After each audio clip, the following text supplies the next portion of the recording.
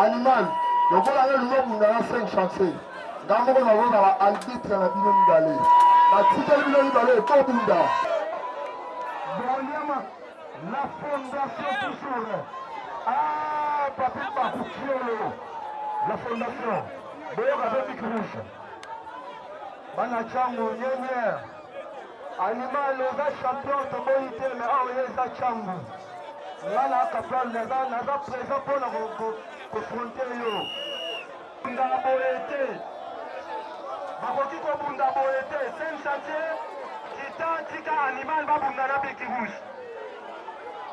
5 chantier kita 5 chantier kita na se animal babunda na biki rouge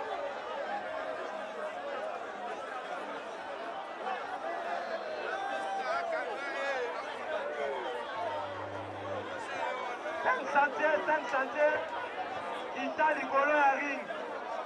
soki te okozwa suspension 5 chantier okozwa suspension 5 chantier okozwa suspension na kombo ya ligue ya kati ya Kinshasa 5 chantier kita na se ya ring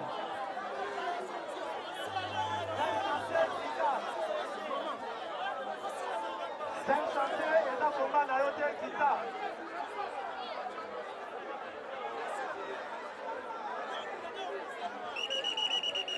chantier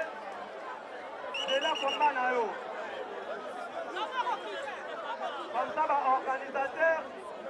oyo amoni kaza capable ya organiser combat oyo national champion